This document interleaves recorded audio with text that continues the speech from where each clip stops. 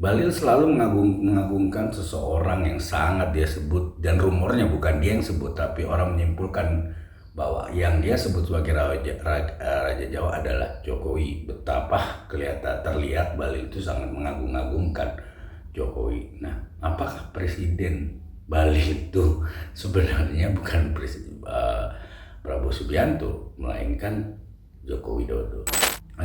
Prabowo perlu tegas untuk hal-hal seperti ini karena ini udah jalan 100 hari. 100 hari Prabowo penuh dengan hal-hal yang agak sensitif.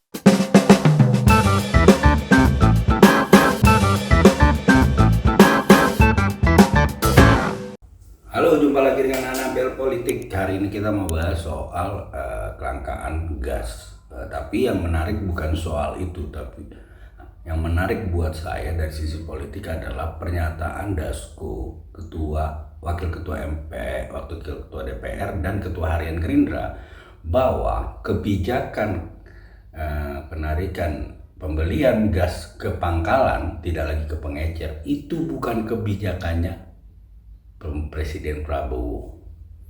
Nah, artinya ada hal yang patut dilihat dari sisi politik, bahwasanya siapa yang menyuruh Bahlil, Menteri SDM, melakukan hal itu?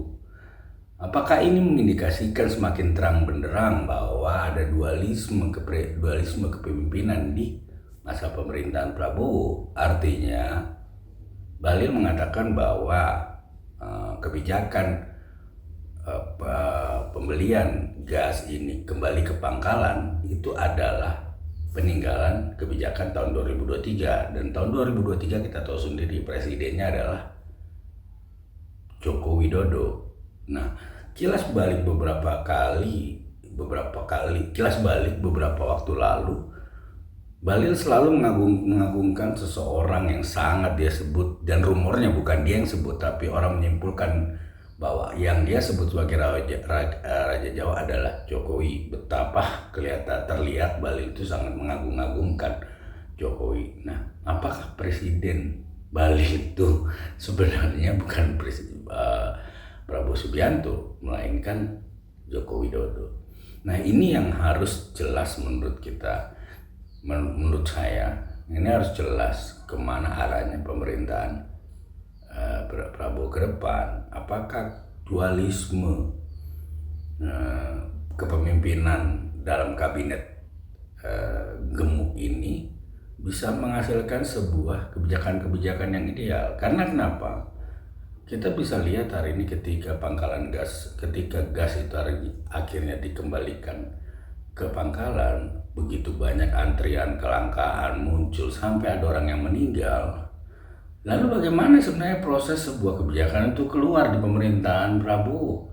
Apakah seorang menteri itu harus lapor ketua partai dulu, atau seorang menteri harus melapor seseorang yang merekomendasikan dia jadi menteri?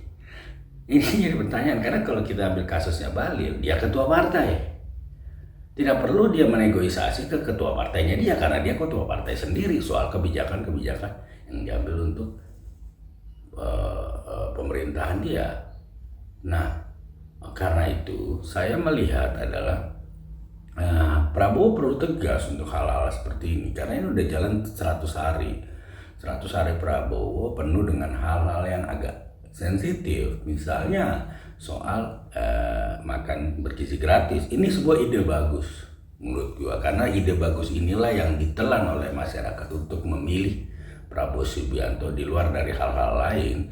Karena masyarakat berhitungnya sederhana, misalnya satu kali makan 10.000, punya anak 3, 30.000 terselamatkan satu hari. Kalau misalnya 3 kali makan di biaya pemerintah, artinya ada 90.000 yang diselamatkan pemerintah dari pengeluaran masyarakat. Begitu juga dengan, tapi dalam perjalanannya selalu ada hal-hal yang menjadi kontroversi gitu loh, termasuk misalnya seorang anak kecil yang mengatakan bahwa ini tidak enak, atau seorang anak-anak yang mengatakan bahwa ketemunya lengkuas dan lain-lain. Menurut gue itu sebuah masukan yang bagus. Nah, begitu juga dengan kasus gas ini juga. Ini sebuah dalam satu hal yang sangat kontroversi. Gue memprediksi misalnya ketika kebijakan yang seperti ini cenderung terjadi, maka elektabilitasnya Prabowo, maksudnya kebijakan, skip. Kalau kecenderungan ini, kebijakan seperti ini terjadi terus-menerus, di mana setiap ada kebijakan selalu menimbulkan perdebatan panjang di dalam masyarakat, kontroversi yang sangat tinggi, atau yang paling miris adalah jatuh korban, maka kepercayaan publik terhadap Prabowo Subianto sebagai presiden yang mewakili sekitar 58% akan semakin turun. Lalu orang akan mulai menilai, membandingkan dengan presiden sebelumnya, yaitu Joko Widodo. Salah tidak, karena presiden dipilih, dituntut untuk lebih baik dari presiden sebelumnya. Ketika zaman Joko Widodo jadi presiden pun terjadi demikian. Kita lihat bahwa truk terkodok itu selalu enak zaman Kuto, ya kan? Orang selalu ditarik dengan iklan itu untuk melihat bahwa di zaman Soeharto itu semuanya stabil dan lain-lain gitu. Jadi persoalannya kembali lagi kepada Pak Prabowo, ketika ada satu kebijakan yang menyangkut hidup orang banyak, rakyat banyak, cenderung Bapak harus tegas, ya kan? Ini kan jadi lucu ketika Dasko bicara bahwa ini bukan kebijakannya Prabowo loh. Ini kan pemerintahannya Prabowo. Dasko juga sebagai seorang ketua harian Partai Gerindra dan wakil pimpinan pemerintah di DPR harusnya punya moral ya, punya tanggung jawab yang besar untuk mengatakan bahwa pemerintah salah untuk yang sehari ini dan kami akan memperbaiki. Jadi ketika Dasko bilang bahwa ini bukan kebijakannya Prabowo, sementara Balil itu menterinya Prabowo. Jadi ini agak rancu ya. Inilah hasil dari pemerintahan ketika struktur di dalamnya merupakan sumbangsi dari partai-partai pemenang yang sangat banyak, sangat gemuk. Tapi saya yakin lah, ini baru 100 hari, Prabowo mungkin masih wait and see melihat perilaku menteri-menteri dia dari partai-partai lainnya.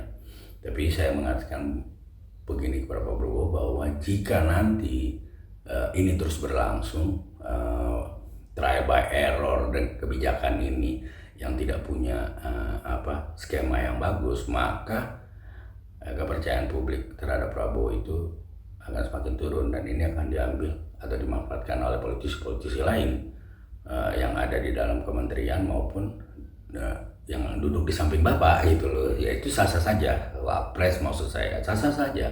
Jadi tetap diawasin, menteri-menterinya dipanggil untuk ditanyakan kebijakannya maunya seperti apa gitu loh. Atau mungkin setiap kebijakan itu dites di skala kecil, Pak. Trial by error itu suatu yang lumrah. Tapi ya harus punya analisa ke depan. Nah itu gunanya Bapak mengambil alih-alih dari akademisi. Kalau Bapak mengambilnya dari artis, ya susah Pak. Bukan, kalau Bapak mengambilnya dari para yang bukan ahlinya, influencer hanya untuk kampanye dan segala macam, itu susah Pak. Tapi kalau Bapak mengambilnya dari para akademisi, itu akan membuat Bapak lebih baik, karena mereka punya gambaran-gambaran ke depan, variabel-variabel yang mungkin terjadi jika kebijakan A dibuat, lalu efeknya apa, timbulnya seperti apa, itu Pak. Jadi saran buat Pak Prabowo, masih ada 5 tahun ke depan ya. Kebijakan trial by error-nya Bapak dengan kementerian di bawah Bapak itu harus mulai berkurang ya, sehingga tidak memakan korban gitu Pak. Terima kasih. Salam.